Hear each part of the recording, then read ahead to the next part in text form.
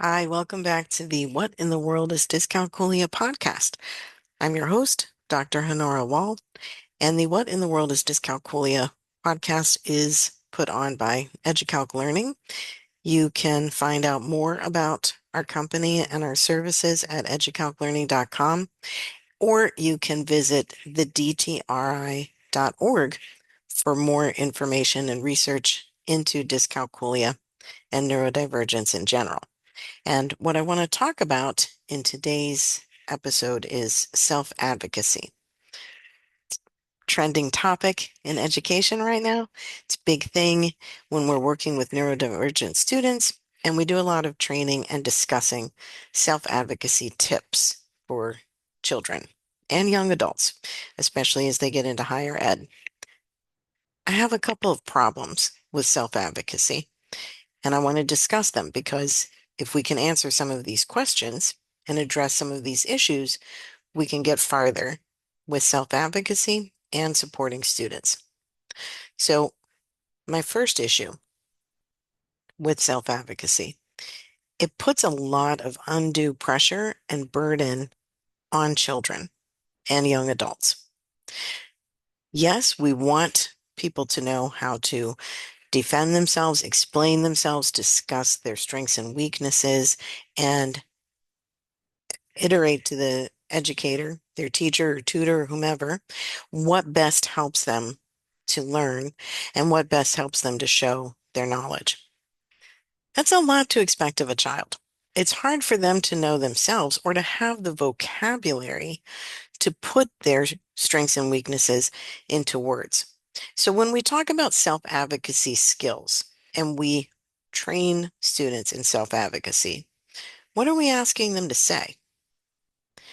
How are we asking them to say it? And how much time are we spending with them modeling self-advocacy, modeling how to describe their strengths and weaknesses and their needs in the classroom? And how much of that burden really should fall onto a child? Now, certainly we want children to have agency in their IEP and 504 meetings. We do want to ask them, what is their experience like? But there's a reason why we are the experts in the room. We're the grown-ups, and by definition, they are not. Even when we look at higher education, we're looking at very young adults who are transitioning out of high school. Sometimes it's their first time living on their own or taking care of themselves, and we're putting them into a situation where all of this burden falls on their shoulders, and they may or may not know how to explain themselves in the most effective way. So, if we want to bring children into the conversation of self-advocacy, we need to do it with a lot more training, a lot more modeling, and understanding that they are part of the conversation, but they shouldn't be driving the conversation because they're the children and we're the grown-ups, and we need to act like it. Which leads into my second issue with self-advocacy. And this one goes really straight to the educators in the room and the student success coordinator at the college and university. Here are the two things recently that have set me off on this topic. The first issue, I had a high school student in Miami, Florida, a large district, a large public school. She's very good at self-advocacy. We've done a lot of work on modeling how she can explain dyscalculia, ADHD, and her strengths and weaknesses as a student. She's highly intelligent and a very strong student. And her high school math teacher said dyscalculia isn't real. You don't have that, it doesn't exist. Well, where is the student supposed to go for their self-advocacy after hearing a remark like that? This door is completely closed. The teacher has zero interest in learning about the student's strengths and weaknesses and what they need to succeed in the classroom. So I don't know what the student was supposed to do after that. The whole thing was very shocking. And that's part of why we do so much awareness. That's part of why you're seeing dyscalculia trending along with dysgraphia. We haven't even started talking about dyspraxia yet on a national scale. and learning more about neurodivergence in general. And teachers, just to make sure you know, dyscalculia might be new to you, but we're rolling up on 100 years of research into the math learning disability in the fields of neuroscience, psychology, and education. Now, there's no way a classroom teacher has the time, much less the energy, and sometimes not even the interest, to keep up on every single bit of research that's coming out. That's why you go to conferences. That's why you attend trainings. That's why you engage in your PD. And that's why you do a little bit of reading on your own. The knowledge is out there. If you have any questions about dyscalculia or dyspraxia or dysgraphia, feel free to reach out. Email me and I'm happy to help you without stress or frustration. Learn how to support your students. But to tell a child that what they have diagnosed by a psychologist doesn't exist, that just shows a real lack of interest. And it's definitely going to make the student disengage in the classroom. My second little piece of current irritation came from a conversation with a major university that's well known. The student was asking to have a meeting with their student success coordinator and asked me to sit in as a reference if I could help answer questions about the math learning disability. And the student is an adult. She also asked her mom to sit in. In addition to dyscalculia and ADD, the student has very high anxiety. And she only recently got diagnosed. She's in college. Her diagnosis is only a year old. So she has not had time to understand herself, much less her disorder, much less how to explain it. So I was happy to be part of the conversation until the student success coordinator said that the team that would approve accommodations was more interested in how the student felt and what her experience was like, not in any of the research. How a higher education institution can willingly turn its back on 90 plus years of published, peer-reviewed scientific research blows my mind. Now, certainly, you want to know the student experience and you want to have that dialogue so you can get to know a student. But to completely ignore and not want to have any knowledge about the published research, that's like if your physician said, "Tell me how you're feeling about your type 1 diabetes, but I don't want to read any medical journals about it." Listen, you want to know your patient, but you can ask those questions after you've administered some insulin, because that is the key thing you need to know about type 1 diabetes. It completely floored me. It also gave very little room for the student to make a case for her accommodations, that it wasn't just something she was asking for because it made her feel better. It was something that was proven through scientific research to be a necessary component of her learning success.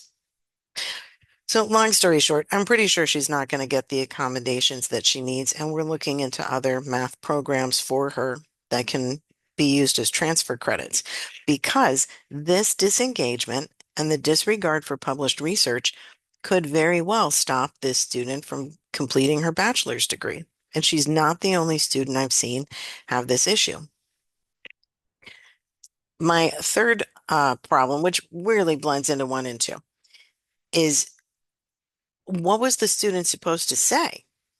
The, for context, the student success coordinator wanted her to practice doing a brain dump where she just writes down everything that she can remember about math and to see how that worked for her. Not to be able to do it in a test situation, but to practice it at home as a way to increase her memory and recall and put what she knows into context. Really cute idea.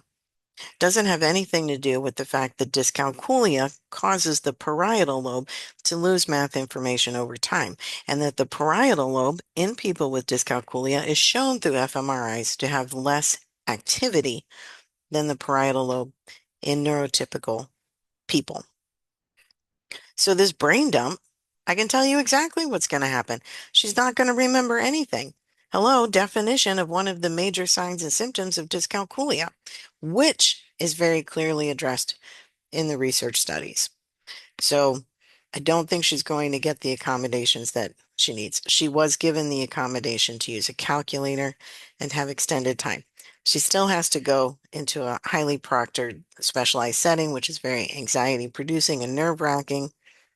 And I've mentioned in other podcast episodes that I have students who will refuse the accommodation of test taking at a testing center at their college or university because they feel like an exposed goldfish in a bowl being stared at. And it's very disruptive.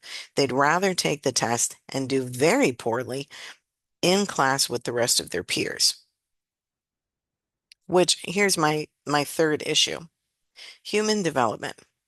Are we just ignoring human development entirely? We know that for adolescents, especially, and lingering into early adulthood, that the interaction with peers is vitally important. We know that children have a harder time being fully aware of themselves yet because they're still developing. So again, we're putting this burden on people when really the burden should be ours. We understand human development. One can only hope that if we're in education, we've taken those human development classes. We know a little bit about theories of human development and the stages of development people go through, which blends into my final issue with self-advocacy, and that is the power differential involved. By definition, there is a power difference between an adult and a child, and it does not trend towards the child. There's a power differential between a principal or a student success coordinator or a classroom teacher versus a parent and a student, and it does not trend toward the student. So we are automatically putting the burden onto people who have the least amount of power in the situation and who have the most amount of intimidation based on the different roles and the different ages of the people involved in the conversation. So if we want to encourage self-advocacy, we need to be open to listening to what people have to say. We need to go out and do our own research and education. The same way you continue with education in any field, you need to know what's going on in your career. And in education, that means you need to understand learning disorders. And we need to be aware of the power differential, and we need to give space for listening to what the student has to say, for giving validity to what they have to say, and for trying what they've asked us to try. If you have no other interest at all in bettering yourself in the field of education and learning about the research that's out there, if you have no interest in neuroscience, that's your choice. That's perfectly fine. Then don't ask for self-advocacy because you're not hearing what the person has to say and you don't know enough to know whether or not it's valid. And therefore, you don't know whether or not your accommodations are truly going to help. If we want to go with some analogies, it would be like telling a type 1 diabetic to eat more vegetables. That's great and always a good idea. Not going to help because their pancreas has an issue creating insulin at the proper amounts and at the proper time.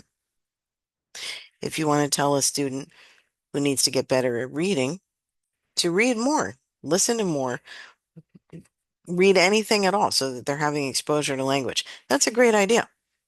If they need prescription glasses, you've got to include that in the conversation. Helping students who have a difference like dyscalculia is the exact same thing. You do want to incorporate the student strengths and weaknesses into the conversation. You do want to model and train self-advocacy skills for young adults. And you also need to know enough about the issue to help the student properly address their learning needs so they can be successful. In conclusion, I know we're all talking about self-advocacy and it's very popular and it's not going anywhere. And I don't think it's a terrible idea, but I do think we're taking advantage of people who are too young to advocate well for themselves. We're taking advantage of people who are still learning about their own neurodivergence, much less how they're supposed to say it to someone else. And we're taking advantage of the power differential between the decision maker and the person who is suffering in the classroom. So keep that in mind when you talk about the need for self-advocacy, and especially in higher education. You've got to get into this conversation in neurodivergence, and you need to do it through the lens of published research, especially if you are a university, which by definition should value publishing research. So that's my soapbox for today. If you would like to know more about dyscalculia so that you can have better advocacy conversations with your students, please visit either the websites, listen to more of the podcast episodes, or reach out to me anytime. And we are putting more research studies up on the websites so you can have that direct access. You don't even have to go through any of your research libraries at school, or if you don't have access, not everything opens up on a site like Google Scholar, but we are trying to get that information to you so that you can read original source research and know what it says. If you are the student doing self-advocacy, I want you to also know more about your learning style, your strengths and weaknesses. And learning style, I mean that in the way the author originally published it, not in the way we talk about it in most classrooms, and to know about neurodivergence so that you understand your strengths and weaknesses and where you have legitimate needs for specific accommodations that address dyscalculia. You can email me, Honora at educalclearning.com or Honora at thedtri.org. And I'm happy to help you navigate the conversation around dyscalculia and self-advocacy. Thanks for listening to the What in the World is Dyscalculia podcast, and we'll see you next time.